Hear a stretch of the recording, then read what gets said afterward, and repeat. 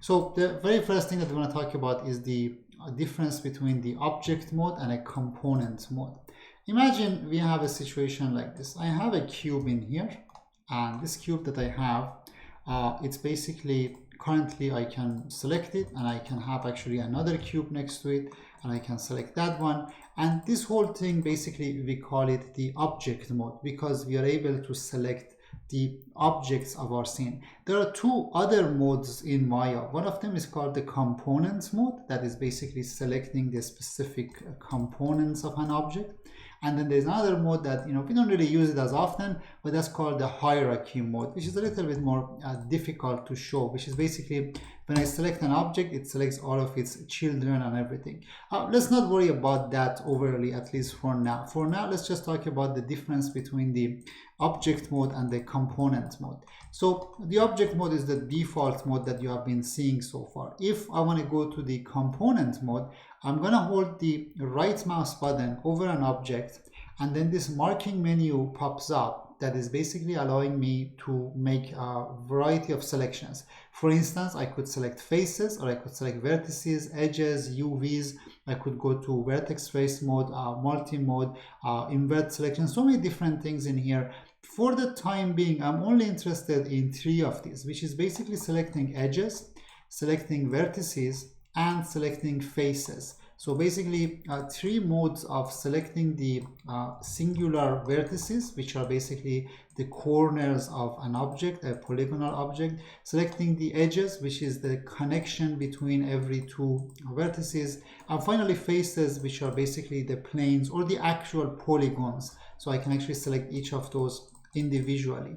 Now, from time to time, and particularly during the stuff that we go through it today, you find yourself in a situation that you are trying to select an object and it doesn't let you. As much as I try to make selections now, it's forcing me to be in the component mode.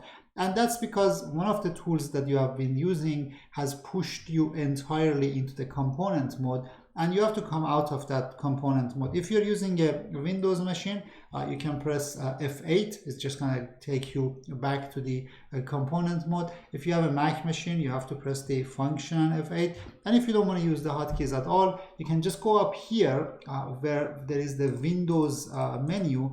Under it, there are 3 buttons. Those 3 buttons, the ones that I'm highlighting with my mouse now, are basically the selection modes. The top left one is the hierarchy mode that I said we don't use as often.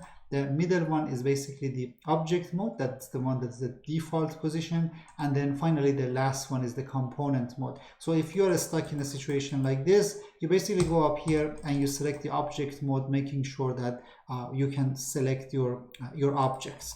So that's the very first thing about the difference of the object mode and the component mode. Then the next question becomes, so what can we do when we are in the component mode? So if I'm in the component mode, so for instance in here, I'm going to hold the right mouse button, then I'm going to go, for instance, to faces. Then I can select the faces of this object and do exactly the same things that I could do on the object itself. I could, for instance, scale them. I could, rotate them if that's something I need to do. I could move them around if I wanted. And the same thing I can do on the singular edges or the vertices of an object. So again, I could select the 2 vertices, for instance, and I could, for instance, scale them up and down. So basically, when we refer to components of an object, they work very similarly to the object itself, as opposed to the whole world. So we select an object of many objects, so we apply our transformation on that singular object, or we select the components of an object and we apply our modifications on that particular component of it. Today, most everything we'll be doing is about dealing with these components. So far, is there any questions about this process of selection or going to different component modes or anything like that? Sure.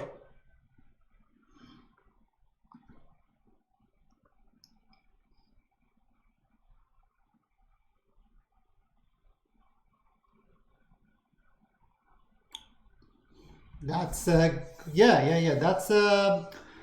That's a good question. I honestly couldn't tell you which one it is, because it's neither additive nor subtractive, because because those two, they refer to when the structure of a polygon changes or the structure of a system changes.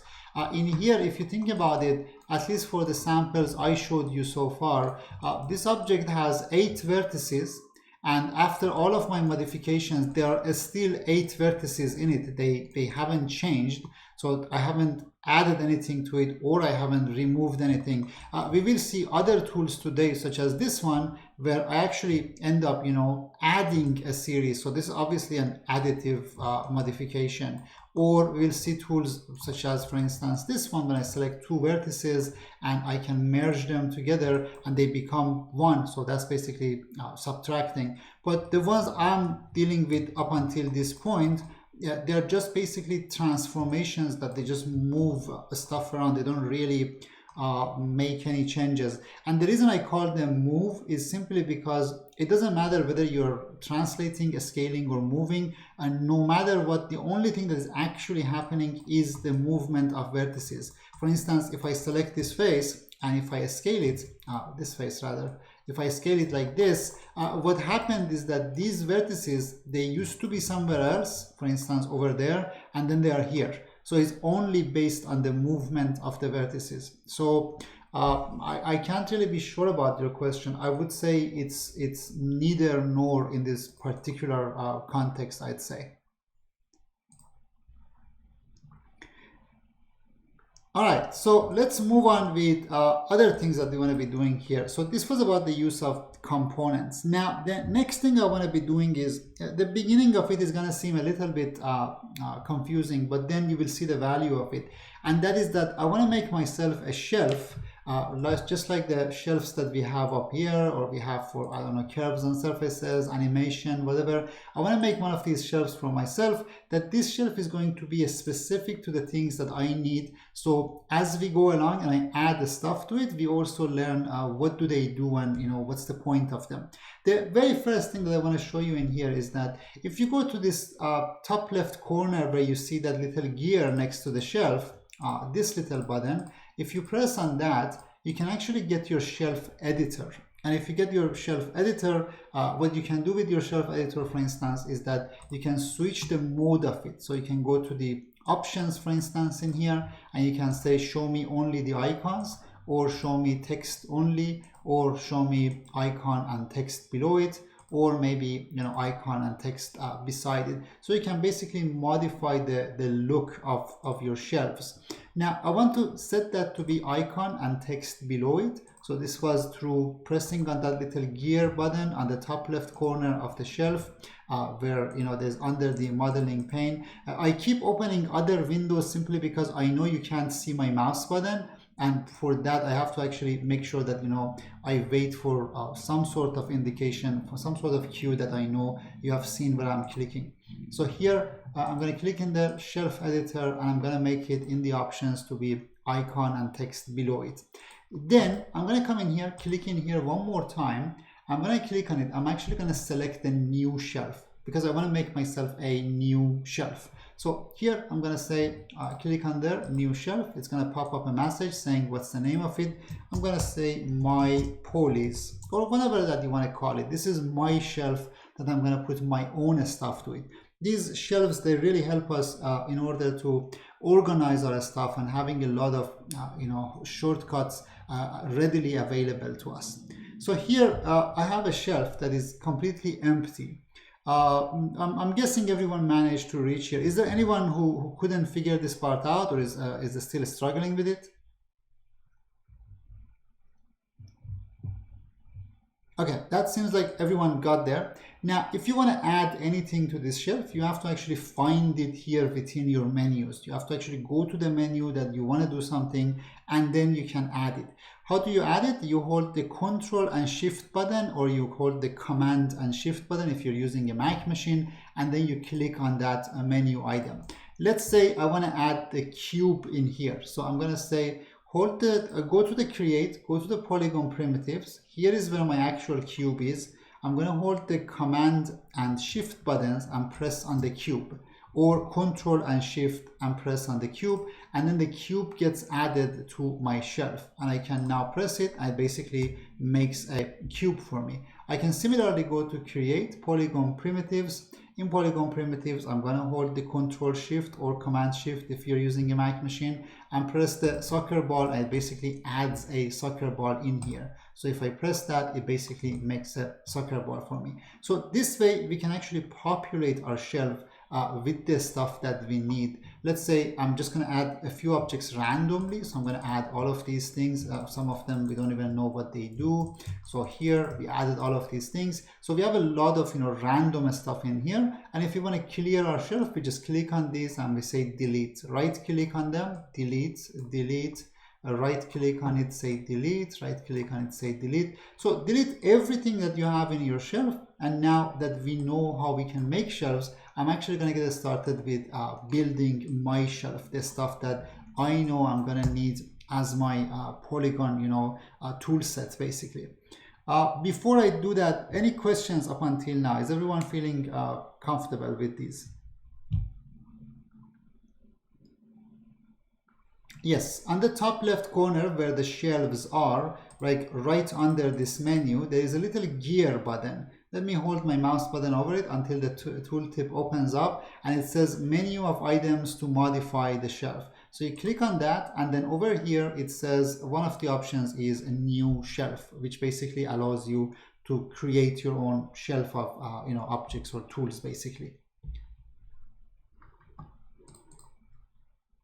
Good.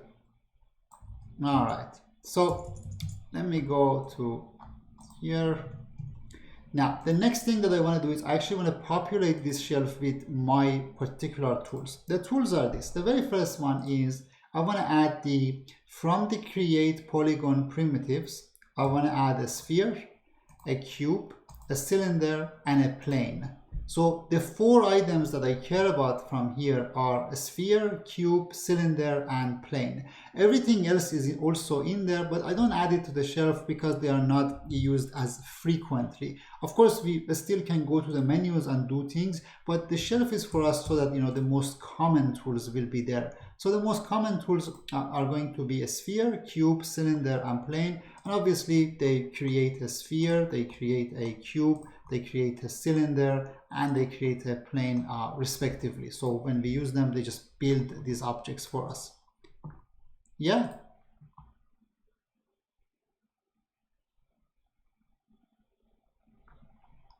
Have you managed to make an empty shelf already? Okay, so if you have a shelf, for any tool that you want to add it, you basically go to that menu, wherever it is, you hold the Control and Shift buttons together, or Command and Shift if you're using a Windows machine, a Mac machine, and then you click on that object. So yeah, so it just adds it like that. And if you don't like them, you right click on them and you say delete. So one more time for what I wanted to create. From the create, I'm going to say a sphere, cube, cylinder, and plane. These are the 4 main objects that I want to create in here. Now, the next thing that I want to add in here isn't actually one of the create ones. It's actually from the modify. And let's first see what it does. Let's say I have this object. And this object, at some point, we moved its pivot to go in here. If you remember last week, we talked about how we could center this pivot back. Now, for that, you can either set a hotkey or you could put your center pivot in your shelf. So I'm going to come up here into modify. I'm going to hold Control Shift or Command Shift if you have a Mac like me, and I'm going to press the center pivot. Which what it does is, if you select an object whose pivot is not in the center of it, and you press on the center pivot, it's going to basically center the pivot of the object. So that's the next thing, adding a center pivot. Good. So after that, we want to add a few other tools. In here from the mesh window, I want to go in here and add a few tools from here.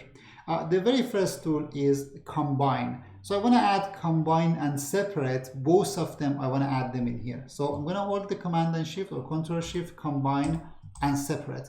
These 2 tools are basically like the opposites of each other. One of them combines, one of them separates. Let's see what we mean by that. Let's say I have a cylinder in here and I have a cube in here.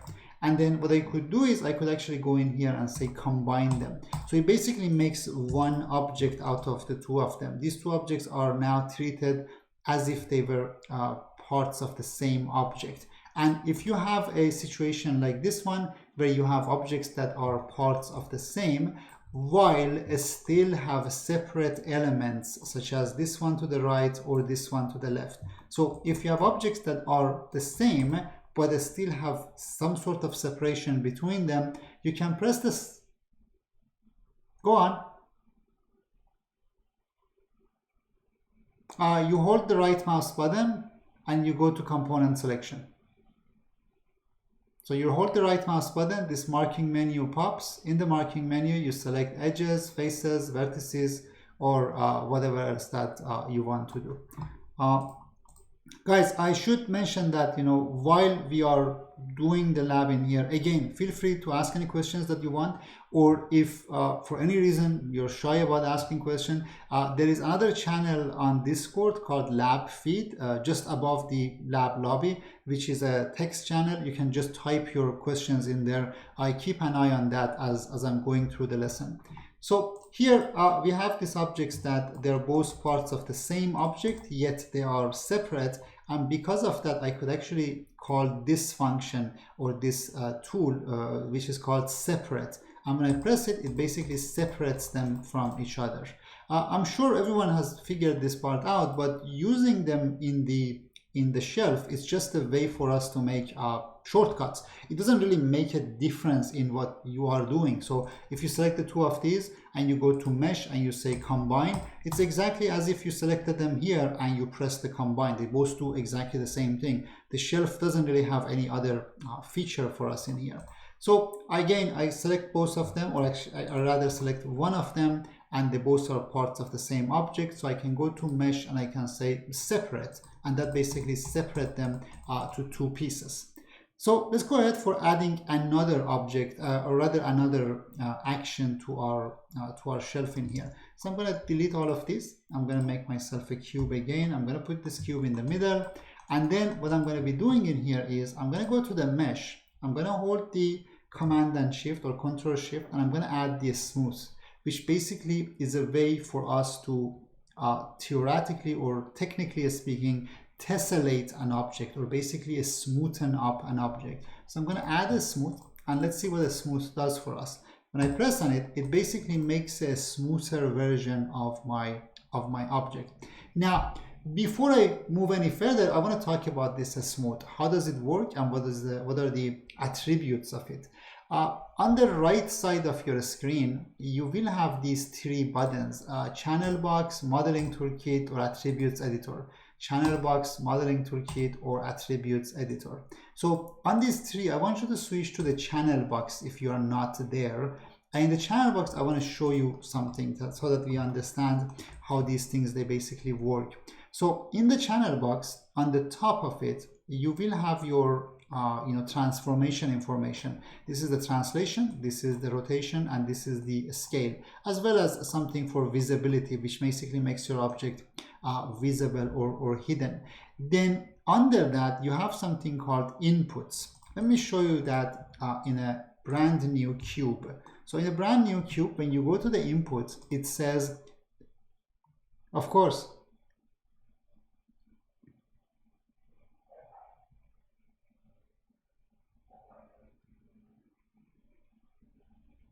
here you mean? Okay, so that was the first one.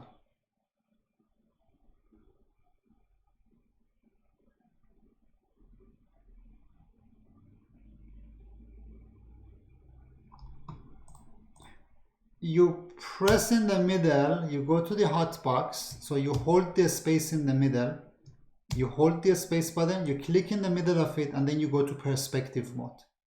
So hold the space button, click in the middle, go to perspective view.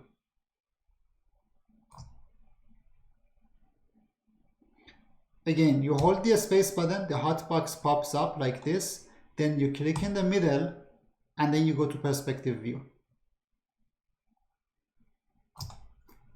All right, okay. So here in our channel box on the right, for an object that is a default object, basically, you have these transformation information, and then you have inputs. These inputs are basically called the construction history of an object. Right now, it says there is a cube which basically makes up this cube. And this cube has three parameters: width, height, and depth. And you might think that, well, these are very similar to those scales, but that is only specific to a cube. Not every object has that. For instance, if I had a cylinder, obviously the cylinder node doesn't have width and height and depth. It basically has a radius and a height. So it basically says this is the radius of it, and that's the height of it basically. Or anything that relates to that particular object that you have selected. Some objects, they have width and height and whatever. Some objects, they have radiuses. Depending on the object, there's different set of parameters in here. The one that we care about, and we want to talk about a little bit in here, is the number of the subdivisions, which basically means how many edges they create this object. So the more subdivisions that you have, is basically you're subdividing your object further and further. Obviously, it means slower models, particularly if you want to take them to a video game environment, but also means more details and more data, which means you can do more modeling tasks on them or more detailed stuff on them.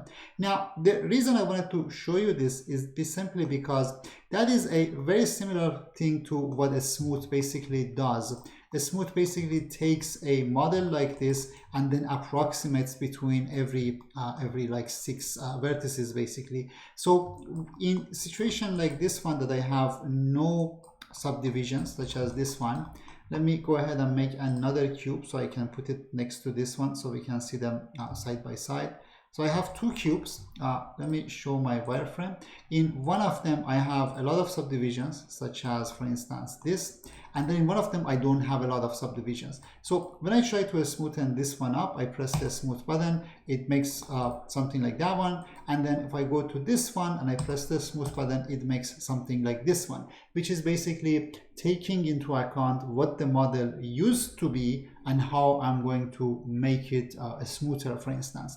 Now, a smooth itself has the number of subdivisions built into it. What does that mean? That means that if you select your model, just like the last time, and you go to the inputs, previously we only had the polycube information, but now on the right side in our channel box, we have the information about the polycube. We also have the information about the polysmooth, which is basically telling us, well, there is another node that is installed on top of your polycube and is driving some more information. And one of those things in here, for instance, is division, that we can actually change that and make it basically a lot smoother if we wanted to. So the goal in here isn't to necessarily deal with the smooth, but rather to know that a lot of the tools that we use, they basically add one more node to your object, and that node may or may not have some settings that you care about. And that's pretty much something that we have to be mindful about. As we go along, whenever I explain a tool that I think the parameters in it, they matter to us, I will explain them.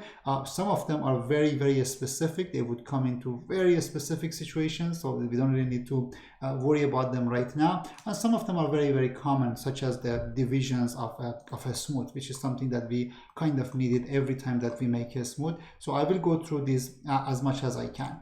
So far we added a few elements or few shortcuts to our modeling shelf. Now I want to add a few other stuff in here. Let me get rid of both of these. Let me add myself a dummy cube object, and in here I'm going to now go to mesh to see if I need anything else from here. I've added the smooth and everyone else. Keep in mind, every other tool in here is useful for a certain situation, but the reason I'm not really adding them in here is because those usage is very limited. For instance, take a situation such as fill hole. This would come into a place in a situation like this one, where you have one polygon missing when you're doing your modeling. You select one edge of it, and then you go ahead and you say fill hole. It just covers that one. While this is very, very useful, it doesn't happen that you need it on and on and on. That's why I'm putting the tools that we need quite frequently in here, and it also lowers the effort from you guys right at this beginning a little bit, so you can get a bit of a better sense as to how you're doing your modeling. And then one step at a time, as you go along, you will realize, oh, I need this or I need something else, and that's where we end up learning the new ones. Now, after this menu of mesh, let's go to the menu of, sure.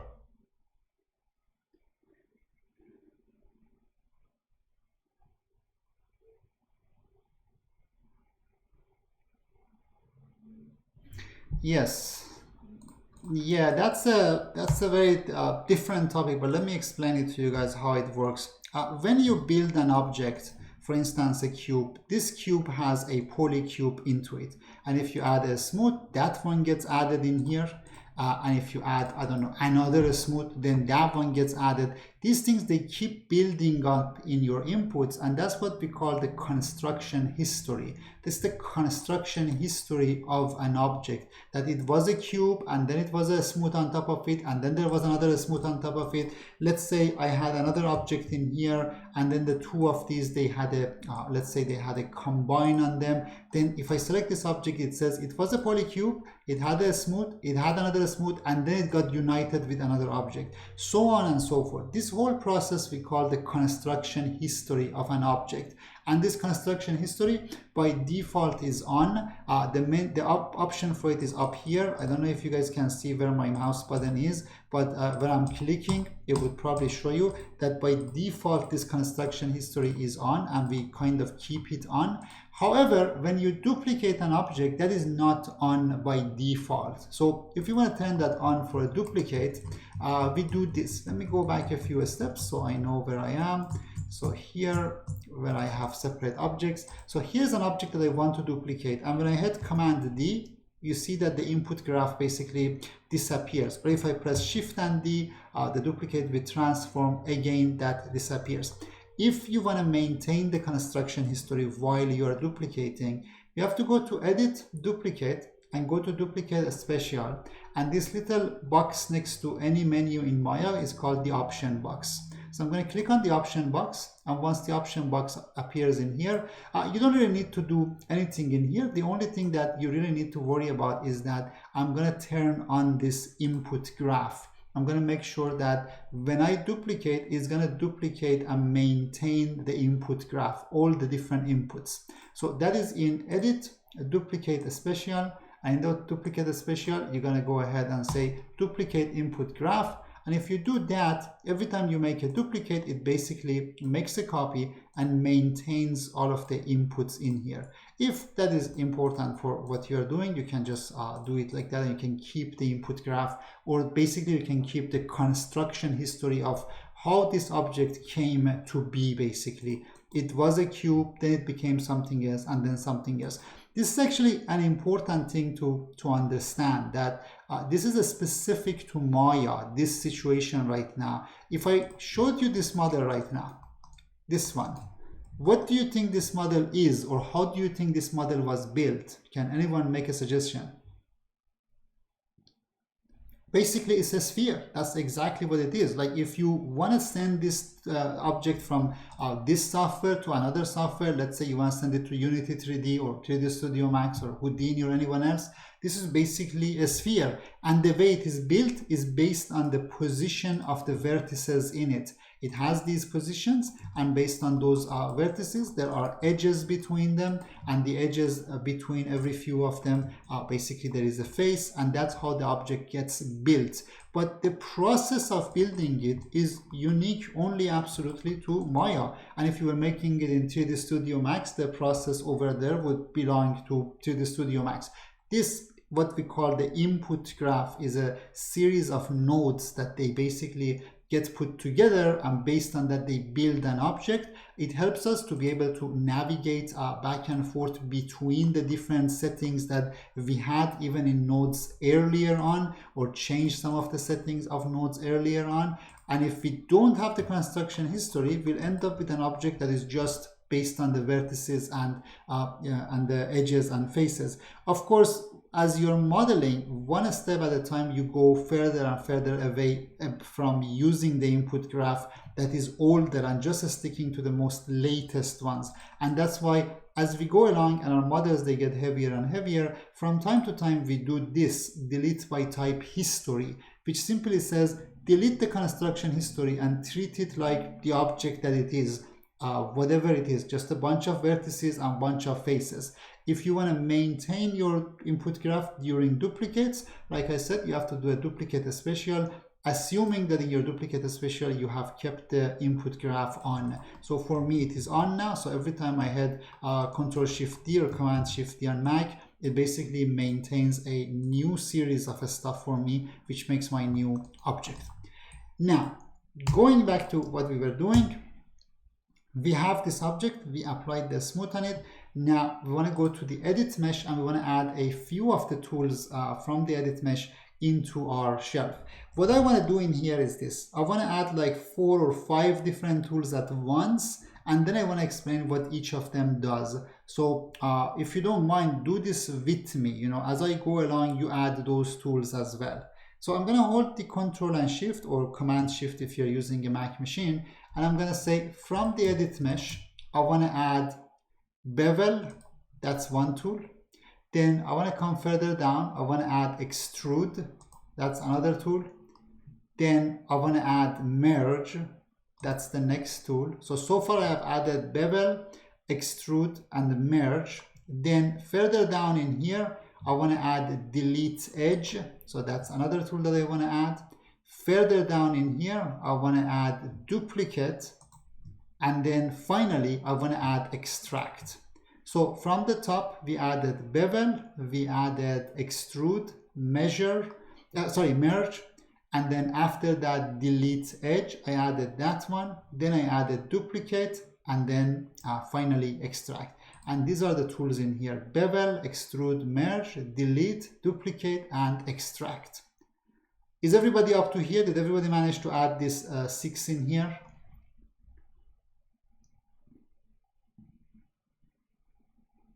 Guys, this part doesn't really matter, but if you're like me and you like things to be really nice and tidy and clean and neat, if you wanted, you could actually rename these objects in your shelf so they're actually clear for you. For instance, you could go to your shelf editor here on the top left corner of the shelves, and go to your shelf editor and go find your shelf, for instance, and then those of them that they have a long name, for instance center pivot or this one, you could potentially rename them. So here I'm going to rename the delete edge vertices to just delete, and then the center pivot to just center, and that's basically going to make my shelf look a little bit, you know, cleaner in here. So if I switch between my shelf and another one, everyone gets justified perfectly, so the names are very easy to read, and also none of them is very long basically. Not something that's really important, but if you really care about having a clean shelf, that's something you want to be doing. Also, after a while, once as you spend like a good 5 to 10 hours on your Maya,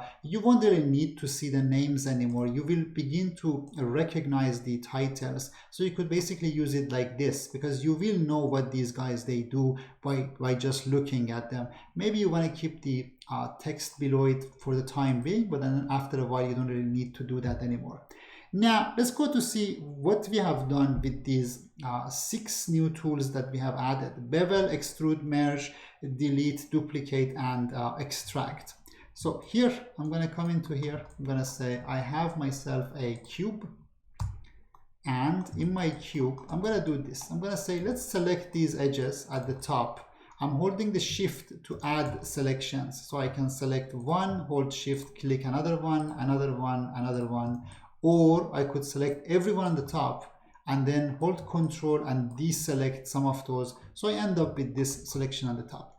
And then the next thing I'm going to do is I'm going to say let's get ourselves a bevel. And what a bevel is basically making a cut between 2 different edges by actually adding those instead of the one edge that used to be there. It basically takes one edge and offsets that edge to the 2 sides of it and makes 2 edges and makes it somehow a little bit smoother.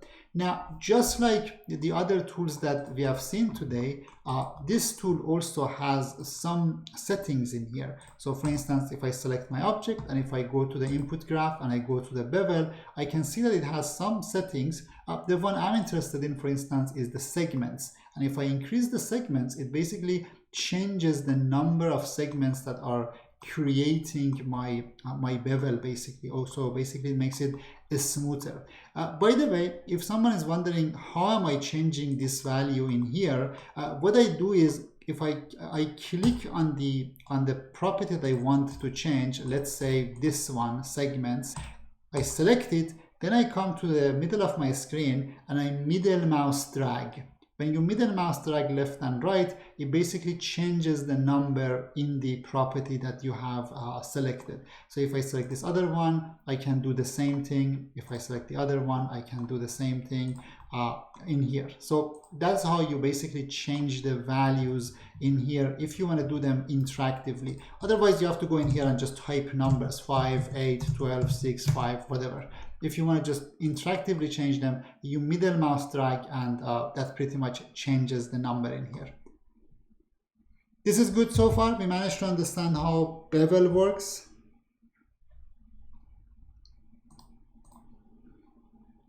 Go for it.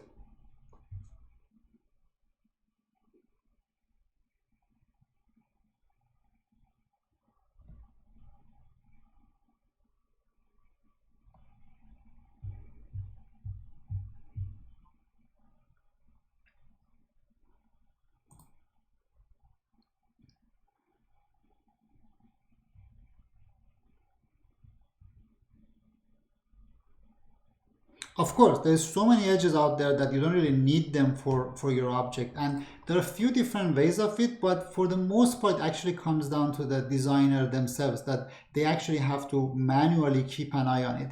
Again, it really comes down to what you are working on. If you're working on a character, it's really important that every edge is out there, simply because you will have different blend shapes or morphs, or you will also have your skeleton that depends on those edges, so you can't just randomly delete one of them. If you're working on a model like this, that's going to be a static model in a corner of your scene, it's really the discretion of the developer to decide about, you know, how many segments I think it would do the trick for me. There are automatic ways of doing it as well. So for instance, you could take a model like this one and then go into a tool that is, for instance, called reduce. And in here, you could actually say, I want to reduce it by 50%. And when you do it, it basically cuts it down to a number like this. And then you can look at the two models, your high fidelity one, the one on the left, and your low fidelity one, the one that's got a level of detail built into it. And then you can decide, you know, what percentage would still do the work for you. If I cut it all the way to here, does it still look good? Well, perhaps not. It doesn't really convey what I was trying to make. If I cut it to this much, does it still work? And then you kind of need to, if you are the level designer yourself, you kind of need to put into perspective that how far from the camera this model is going to be. If this is a model that the character gets really close to it at different points, then obviously it needs to have a little bit more details. If this is a model that's somewhere in the far background, then maybe, you know, I can get away with even having this much. Also, it really comes to what kind of platform you're making your game for. If you're making a game for, I don't know, PS5 or Xbox One, or the new one, the Scarlet, those platforms, they can handle up to like 80 million polygons at any given time. So they don't really care about the number of polygons as much as they care about the size of your textures. Of course, it's still a much better practice to make sure that you have lower polygons than not. But if you're working on a platform such as mobile, and it's very important to keep the numbers in mind, you really try to keep the minimal number of, the minimum number of polygons out there. But in general, there are two approaches for it. One is for the designer to fix these on the fly as they go through. They make sure they're low, and then sometimes at the export time, you basically go in here and you apply something like a reduce to them to cut down on them. And it also comes down to the function of the model you're sending to your game engine as well. For instance, if you're making a vehicle and this vehicle is meant to be really like a main player of your game, or your character goes really next to it, so you want to keep really the highest resolution of it. But then again, for the very same object, the same vehicle, you might want to have another proxy model, such as the one I have here to the right, which is going to work for me as the collision object. So this one, the one to the right, is going to calculate the physics for the one to the left.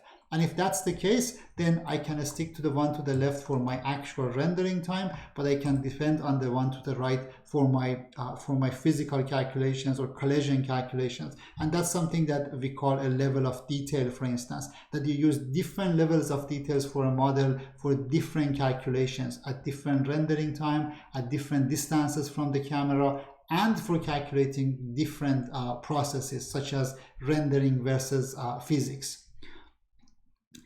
Okay, so here we were at the bevel tool, and now I'm actually going to redo this whole thing just real quick so I can show you one more thing. Let's say here I'm going to go in here. Actually, before I do that, let me show you one more tool because that's important to know for here. Let's say I come in here, and in my tool in here, what I'm going to do is I'm actually going to select these two edges and delete them. I'm just going to press delete button, and it all seems to be working for me. But it is not, simply because when you delete like this, then some vertices like this one in here, they get left behind. That is the vertex that used to be there, but it doesn't understand that there are no edges in there. So let me do that one more time. If I delete these two edges, and in here I still have that vertex in there. That is why I added one more tool in here called delete. So here, if we want to delete edges, this is what we do. We select our edges and we press this delete button, which is basically edit mesh, delete edge or vertex. What it does for us is that it makes sure that when we are deleting, it doesn't leave any vertices behind. So the vertices are cleaned up properly. Now, that's the purpose of that delete one. And now I want to use that to work on my bevel basically. So I'm going to select this cube. For my cube, I'm going to select all the edges, all the vertical edges, the edges around it basically. And I'm going to say all of these, they have a bevel. And this bevel is going to make it nice and, round like this. Then I'm going to go to my bevel and I'm going to increase the segments to something like this. So I get really, really smooth corners. Then I'm going to do this. I'm going to select the face on the top and the face at the bottom, and I'm going to apply another bevel to it. So like this one. And for this new bevel, I'm going to go ahead and say they also have more segments like this one. So I end up with this really nice and smooth, like a cube that has smooth corners in everywhere, but it also has so many segments that they make it really, really smooth. And this is something to do with what some of you was asking a few minutes ago about the number of the polygons and how you make sure that you don't have so many polygons. For instance, if I have a face like this one, which is perfectly planar and it doesn't have any edges to it, it doesn't bend in any way, then obviously I don't need to have any edges in here. But when I have corners such as this one, and I need these guys to basically produce the roundness for me, obviously I need to have the edges, and that's why we keep an eye on these things as we go along, as we make our models. So far we are good. So, sure, this is a cube. If I apply bevel on all of it, it actually gets to be quite ugly, right? It becomes like this, which I don't really like it, right? So what I did is this. I said, make the cube for me. Once you made the cube, I said, select the edges that are the vertical edges, basically, the edges that are around it. And I said, apply a bevel to it. So I applied the bevel in here, and these guys, obviously, I can go to the input of it, and I can select the segments of it here in my channel box, and I can increase the segments. So I get a little bit more, so it becomes very nice and smooth. So something like this. Then I said, let's select this face at the top, the face at the top, or all the edges at the top. So basically either the surrounding edges or the face. In this case, they're both exactly the same thing because the surrounding edges are the same thing as the face. So I'm going to select that face at the top, and I'm going to apply one more bevel in here. And when I can actually increase the segments in here. So that becomes another smooth side of it. And I know the bottom of it right now is very sharp, but I could do the same thing. I could say, give me that again, give me a bevel. Now this next bevel, maybe I do something else on it. And maybe I say, instead of a full offset of 0.5, I lower the offset of it. like this, like that, the fraction of it. I make it 0.2 for instance, and I change the segments of it. So one side of it, let's say the top side of it is very, very smooth. Let's increase that even further, like that is very smooth. And then one side of it, the bottom of it, it's still smooth, but it doesn't have that much of roundiness. So the amount of the roundness of it is less basically. So that's what I did in here. All right, let's move on to other tools that we added in here. The next tool that I added was a merge. Merge is a very simple tool. It does this. You select two vertices of the same object, not of two different objects, of the same object. You press the merge, it basically merges those two vertices together. Simple as that. So one more time, you select two vertices, you press the merge, it basically merges those two vertices together. You could select even more vertices. Let's say I have a sphere, and my sphere is large, and I'm going to select all of these. And then, now that I have a lot of selected, vertices, I can apply the merge.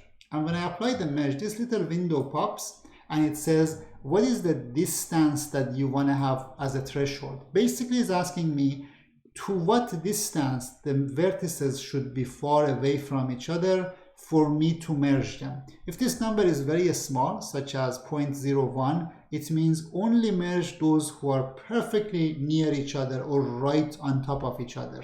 Or I could increase it and I could force it to merge a lot more, so such as this one. This wasn't a good example. Let me make another sphere that's larger so we can see it easier.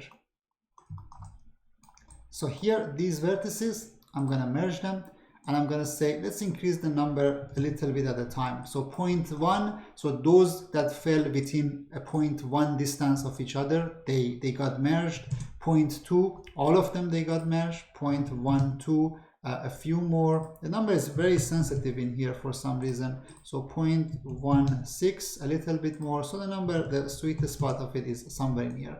But you get the gist of it, that when you are merging like that, you basically end up merging any points that are within the same distance.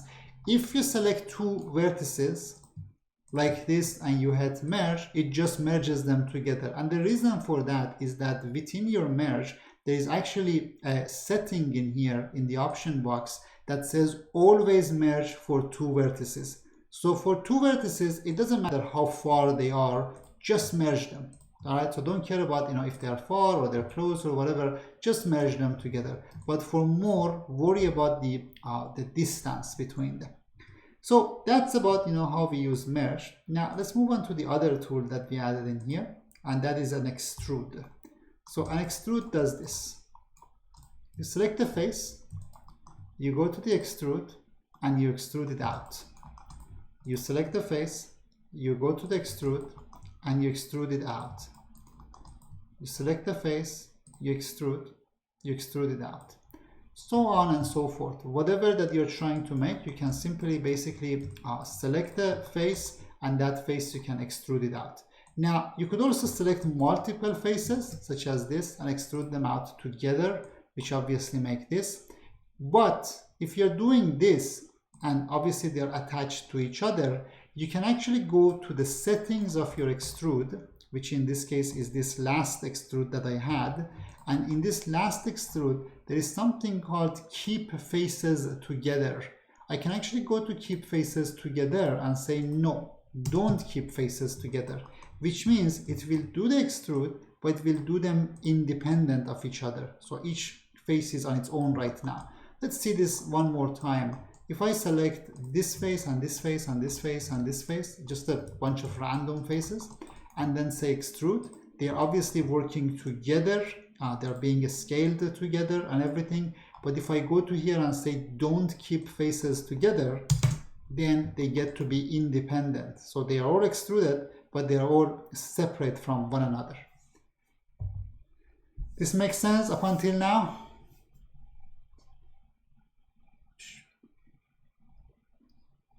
You hold the shift button. So this and shift and that and shift and that and shift and that and shift and that. All right. Okay, so that's about that. Let's go ahead and add a few other ones from mesh tools. So again, here we want to hold the Control and Shift or Command and Shift if you're using a Mac machine. Keep in mind, whatever shelf is active, it will get added there. So if you're on a different shelf and you add it in here, obviously the new items will get added to here. So you want to be on your shelf when you're doing stuff. So I'm going to hold the Command and Shift, or rather I'm going to go to the mesh tools, and here I want to add a few new tools. One of them is called Append to Polygon. Then the other one is called Create Polygon. The other one is Insert Edge Loop. And then I think the final one we would need for now is called Multicut. So the tools I added here are Append, Create, Insert, Edge Loop, and Multicut. So the four of them are Append to Polygon, Create Polygon, Insert Edge Loop, and Multicut tool. And I'm gonna, while you guys are adding this, I'm gonna go to my shelf editor. I'm gonna rename them so they're nice and tidy. So one of them is called Append. Then the other one is called Create Polygon. The other one is called Edge Loop. So I know that it adds an edge loop for me. And then the final one is called Multicut. I'm going to save all shelves. If I switch between a shelf and back here, it gets refreshed and it looks very nice in here. So this is pretty much all the tools I want to add today. In future lessons, when we learn new tools, I will ask you to add newer stuff in here. But otherwise, this is perfectly fine for what we are trying to do. Let's see what these tools they do. The very first one, I'm going to go through Create. So the Create tool is actually a very interesting tool. You press the Create and then you select a bunch of vertices and it makes a polygon for you, a single polygon. What can I do with that single polygon? I can, for instance, select it and I can extrude it. So I can basically make an entire object out of it. So something like this one. So one more time, I can go to my Create Polygon. I can click a few places, make a face. That single face, I can basically extrude it up and make a model out of it. So this is very useful for when you want to make a polygon which has got a very particular shape. So you can actually create it like this. Then after that, I'm going to look at the Edge Loop tool. What does the Edge Loop do? You click the Edge Loop, you come in here, you select on any of your edges, and it basically makes an edge loop right next to it. So let's say here and here. It basically says, let's go through all the edges that are parallel to the edge that you selected, and let's continuously add edges to there. Basically something like this. If this was my object, if I go to the edge loop and I click on somewhere in here, it basically adds an edge that is parallel to all of it, that goes among all the edges that are parallel to the one that I selected. One more time in here. If I select one of the horizontal ones, it creates something like this. It connects all the edges that are parallel to the one that you have selected. So that's about edge loop. After the edge loop, we have the Append Polygon tool. A lot of situations you end up in something like this one, for instance, that you want to connect a piece of your polygon to the other one. And what you could do is you could actually go to Append, and then in the Append, I could click on one edge and then the edge that I want to connect it to. So for instance, that one. In here, I connected the edge on the left to the edge on the bottom. Let's try another one. Let's say I want to go to the Append tool. In the Append tool, I want to click the top one, and then I want to connect it to the one on the top right corner. So I press on that, and it basically connects an edge between them. Obviously, you try to be smart. You try to, keep your shape of your model or the structure of your model in mind. That's something that we call a topology. We'll talk a lot about that in our next class. But for instance, I would say if I'm appending, I would connect this one to that one. So a nice face gets built in there. And then if I'm appending here, I would connect this one to that one, and I make a much nicer face in here. So that's the role of the append. And then I think the final one in here is the multi-cut tool. Multi-cut tool, as the name suggests, it cuts. And the way it cuts is many different ways. So that's why it's called multi-cut. For instance, I could click in here a corner and connect it to the other one. So I basically build an edge between them. So one more time, I can click in here and click in there, so I can draw an edge wherever I like to do. Another thing that this multi-cut does, which is a very interesting one, is that you can actually draw outside your model, and that would basically cut through your model. For instance, let's say I have this model which looks like this one, and what I want to do in here is this. I want to say multi-cut, and then I click somewhere outside my model, say over there on the top right almost. Then I go to the lower left of my model, somewhere in here. I let go, and it basically makes a cut throughout the entirety of my model, which is very interesting because it really helps me in many situations. Let's say you wanted to make a cut from the top view of this model, and I could go in here and say in the top view of the model, multi-cut from here to here, and that would make a cut throughout the entire model for me, which is very useful in many situations. Any questions up until now? This is pretty much all I want to go through today. The rest of this, I want to do a quick exercise for you, and I want to, just build on this basically. Any questions?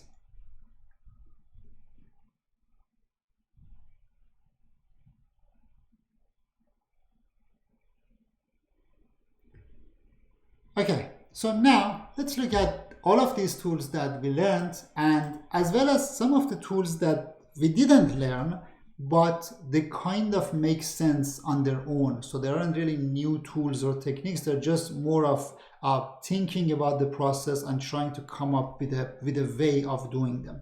Let's see what we should do in here. I'm going to come in here. I'm going to say I have a model such as a polygon torus.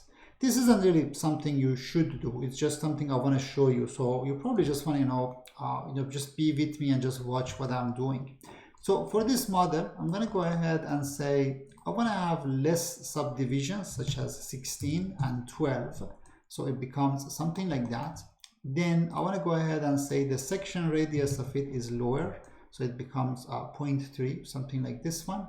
Now, the next thing I want to be doing in here is that I want to go ahead and say the front of this this model, basically, I want to push it to go to further forward. So basically, I want to select this guys, go to my top view, and I want to push it forward. So I'm going to move them to about there. I want to select these vertices and these vertices, not those, and then move those guys further ahead as well. I want to select the other group, so that and that, move them forward as well. And then what I want to be doing next is I want to select all the other vertices on the back and push them a little bit further. So that's what I have done so far with my model.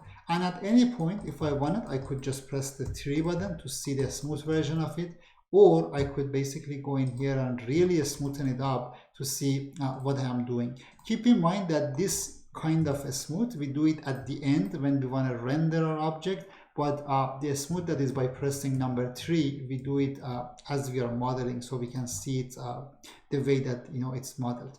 Then I'm going to come in here to the back of this object. I'm going to select this and this and this and this. I'm holding the shift buttons. I'm selecting 4 of these. These 4, I'm going to push them further. I'm going to scale them like this, so they basically become perfectly flat. So something like that one. And I'm going to scale them up to be like this. All right, so that seems to be working for me. Then what I'm going to do is I'm actually going to press the extrude button, this button, and I'm going to make an extrusion that is a smaller. But then it's going to make this really messed up situation. So because of that, I'm going to go to my extrusion and I'm going to turn off the keep faces together. So 0, so they basically get separated. Once they got separated, I push them in here and maybe I extrude them one more time. So now I have one more extrude that is like that. So this is so far the shape that I have made. I'm trying to make some sort of a very, silly spaceship, for instance. So here I've gotten that part taken care of. Then what I want to be doing in here is this. I actually want to go ahead and make myself a little bit of a, like a cockpit, like a place that an alien can sit on it and navigate their ship. So I'm going to select these 3, 1, 2, 3. I'm also going to select the corresponding 3. So 1, 2, 3. all of those 6 basically. I'm going to select them and I'm going to say, let's extrude it. Once I extrude it, I'm actually going to scale them towards each other so they get closer and closer to one another. So look, I'm scaling them and they come and they get closer to each other. I could actually make it perfectly aligned, so it basically makes this little platform. Something I want to keep in my mind is that right now there are faces in between these faces. So if I press 3, I will see it, that they are not actually connected, simply because there are some faces in between those. And if I go in here, I can actually see those. If I go in the middle of my model, I can see that those faces are here actually. So we have to actually delete those faces. So I'm going to select everything in here. Then I'm going to hold the control button, deselect the ones on the right, deselect the ones on the left. So the only thing that are selected are the ones in the center. So these guys are selected in the center. And because of that, I'm going to say delete, and that's just going to delete all of these guys. So now it seems like the left and right are connected, but they are not. If I select one of these faces and I move it, we will see that there is a hole between them. That doesn't happen when I move this face. It basically brings all of these vertices with it. But here, when I move it, it basically gets disconnected. And that's because there are separate vertices in here. So this vertex is separate from that vertex, or the opposite face, sorry, like that. So these are separate ones. So how can we make sure that these vertices, they get combined with each other? What tool do we use to connect vertices? Sorry, what? Something earlier. We did that earlier on.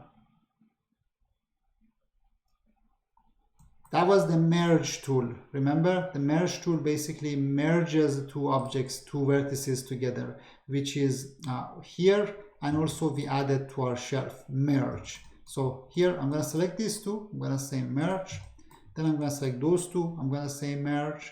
But then instead of following along and doing every 2 of them, I'm going to select everyone in here, and I'm going to say merge all of them, but with a small threshold. If I increase the threshold, it's going to merge all of them together. But with a small threshold, it means just merge the ones that are perfectly above each other. So it's going to merge all of those together. Now, if I select the face and I move, that thing doesn't happen anymore. So they are perfectly merged with each other. I'm going to select my model, press the 3 button, so I can see what's happening. Maybe I select these edges in the middle, I lower it a little bit so I have something nice in here. Maybe I use my edge loop tool to add 2 edge loops in here. So I'm going to add 1 edge loop in here, and then I'm going to add another edge loop on the other side. Now, if you're like me and you really care about things being perfectly correct, you would ask yourself, well, I don't know if the edge loop on the right is exactly in the same place as the edge loop on the left. And that's perfectly valid, because if I try to make an edge loop in here and I try to be very careful and put it right over there, and then I go to the other side and I try to match it, well, obviously I could, but it doesn't really work to be perfectly on that side. There are a few ways of fixing this. For instance, one of them is that the edge loops, they basically built into them, they have a weight that you can choose the weight to be exactly in the same place. For instance, make it 0.8 and 0.8 for the other one as well. But that seems like a bit of a difficult way around. What I'm going to do, which is the one that most everyone does for situations like this, I'm actually going to say, let's only develop 1/2 of our model. So I'm going to delete 1/2, and I'm going to worry about just building 1/2 of it. And once I'm happy with 1/2 of it, then I'm going to duplicate this to be for both halves. So here I'm going to select these edges, say they go to be like this, for instance, that's for my platform. Then I want to make some like wings for this model. So I'm going to select this and this, this and this, this and this, this and this and that. So I'm going to select all of these. I'm going to extrude them out. So once I extruded them out, I'm going to go to the top view. Again, the artistic aspect of this, or the design part of it, please don't quote me on it. It doesn't really matter. What I'm trying to show you is the use of these tools. So once you get to know how to use the tools, then I'm sure you can do a lot better work than I can. So here, I'm actually going to push this back to be my wings. So somewhere like that. then I don't like it to be so sharp in here. So I'm going to go to the edge loop.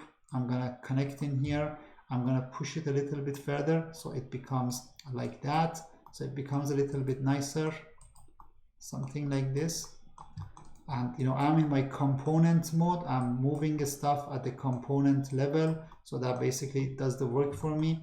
Let me press 3 just to see what I have so far. So I have a model that is like that. Then maybe I select these edges, I push them up a little bit. Again, all of these things are, you know, entirely irrelevant. This is just, you know, the artistic approach of it. I leave it entirely up to you guys. You might be able to do much prettier work. But the goal in here is understanding how we use the combination of component level modifications as well as actually using the different tools to make stuff that we want to make. So in this case, I'm selecting my edges, I'm scaling them in, and then, you know, I'm going to look at my model to see how it looks like. And then finally, once I'm happy with all of these things, I'm going to look at it from the top view. And here's what I'm going to do. I'm going to say, let's go back to the non-smooth mode. And in here, I'm going to say duplicate. Once I duplicated this, I'm going to try to scale it back to the exact same size on the other side. But it's very difficult for me to manually eyeball it, because when I do this, I make mistakes and I don't know exactly what size it should be. So this is what I'm going to do. I'm going to say duplicate this. I'm going to look at the numbers in here. A scale of X, it says 12.172. And that's the scale that I'm trying to change, because that's the number that changes. So I'm going to say, let's just make this the negative minus 12.172. So it basically mirrors the object to the other side. It makes a reflection of it on the other side. So it reverses its side. So now I have these two. One of them is my left side or right side, whatever you want to call it. And they're two separate pieces. How can we mix them together? How can we make them become parts of the same object?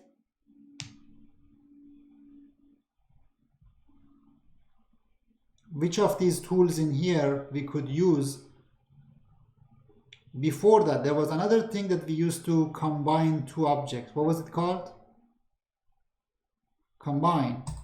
So we combine, now the two of them are basically parts of the same object. However, here is still that issue happening. If I select these guys, I move them, they're separate. Why? Because the vertices are what?